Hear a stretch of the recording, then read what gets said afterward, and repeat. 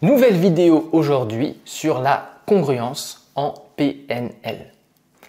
Comme disait Jacques Prévert à propos du cancre, il dit non avec la tête, mais il dit oui avec le cœur. Qu'est-ce que c'est que ce truc-là, la congruence? Avant de répondre à cette question, je vais te faire un petit rappel sur la communication et notamment sur la communication à l'oral. Tu as trois catégories au niveau de la communication. Le premier, c'est ce qu'on appelle le verbal. Ensuite, tu as le paraverbal et ensuite, tu as le non-verbal. Je commence par cette dernière. Le non-verbal, c'est la gestuelle, la posture, les mimiques du visage, par exemple.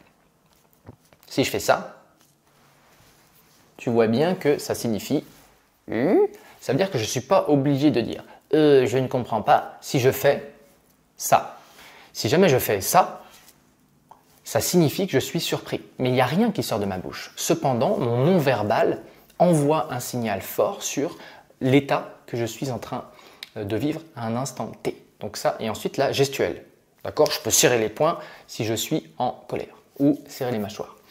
Donc ça, c'est le non-verbal. Ensuite, tu as le verbal. Le verbal, c'est le contenu du message, c'est-à-dire les mots qui sont employés, l'ordre des mots, le sens des mots. Donc en fait, les mots, une phrase.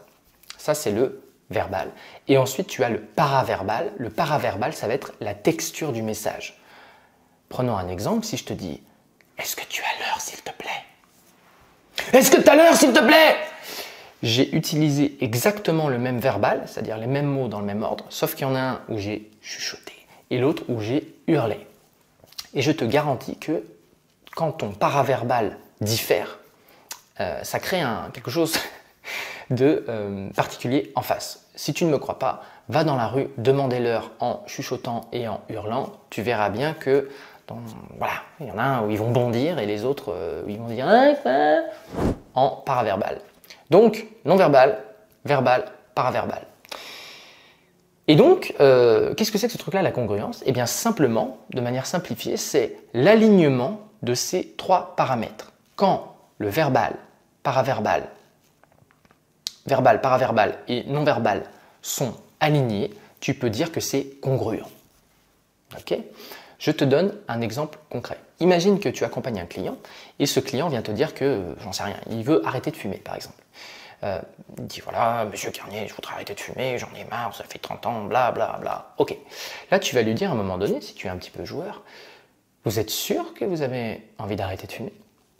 Tu le regardes comme ça, et là, il peut répondre de différentes manières. La première manière, c'est oui.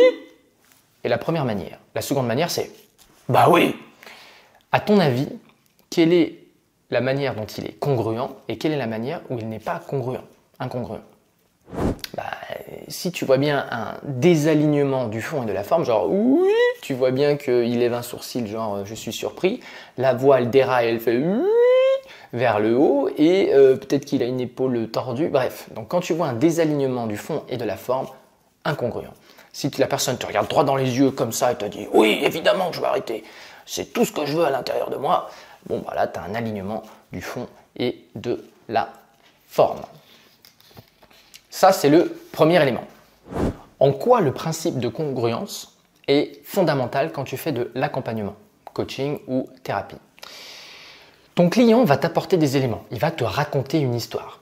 Dans son histoire, très souvent les débutants font une erreur, c'est qu'ils prennent tout pour vrai. Si jamais tu fais cette erreur, fais attention. C'est-à-dire tu vas, entre guillemets, croire ton client. Alors attention, c'est subtil, je ne dis pas qu'il ne faut pas le croire, je dis qu'il faut l'écouter avec une oreille affûtée. Et oreille affûtée signifie justement savoir détecter la congruence chez ton client.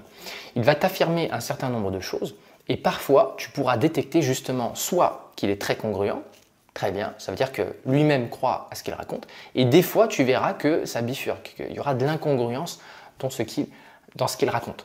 Et à ce moment-là, ça peut être important pour toi de le détecter. Soit pour le questionner, soit pour le faire préciser des choses, soit pour travailler au niveau des croyances, peu importe, il y a plein de possibilités. Je t'ai donné l'exemple avec arrêter de fumer. Si la personne te dit je vais arrêter de fumer, tu lui reposes la question, vous êtes sûr que vous voulez arrêter de fumer? Là, tu vas pouvoir détecter justement des incongruences. Ou par exemple, quand les gens te disent qu'ils en ont marre de penser à une certaine situation, tu peux quand même aller leur dire mais vous êtes sûr que vous voulez arrêter de penser à ce truc-là? Et là, tu verras que des fois, la réponse n'est pas claire. CF l'écologie, une fois de plus. Parfois, la personne, verbalement, te dit qu'elle veut quelque chose, mais tu vois bien qu'au niveau du non-verbal, de la gestuelle ou de l'émotion, c'est pas du tout aligné. C'est ce truc-là ensuite qu'il faudra détecter. Conclusion, dans la communication à l'oral, tu as le non-verbal, le paraverbal et le verbal. La congruence, c'est l'alignement de ces paramètres. Tu vas l'utiliser dans une séance pour savoir un petit peu si ton client croit à ce qu'il affirme. D'accord ? S'il est affirmatif sur certains éléments, la congruence justement te guidera. La congruence te guidera également au niveau de l'émotion. Quand tu détecteras de l'émotion dans certains mots, ça peut être une des manières de creuser. Parfois, en tant que débutant, tu ne sais pas quelle question poser, comment driver un client. Justement, en fait, c'est plutôt lui qui te drive. Tu verras par exemple, s'il te dit « mais cette situation, je l'ai dépassée », tu vois bien qu'il y a un problème. Dans le contenu, il te dit qu'il l'a dépassé et ça tressaille au niveau de la voix. Donc en fait, la congruence te permet également de naviguer dans ta détermination d'objectif ou dans ton anamnèse. Voilà un petit peu pour la congruence. Donc, souviens-toi, quand un client t'affirme quelque chose, ne sois pas con. Écoute la congruence. La congruence. Voilà, j'espère que cette vidéo t'a plu. Si c'est le cas, tu peux mettre un gros like pour que ton niveau en PNL augmente directement. Tu peux également t'abonner à la chaîne pour ne rien rater. Dans la description, tu trouveras un lien pour la newsletter, les ateliers, les formations et les coachings que je propose si jamais tu veux aller plus loin. Voilà!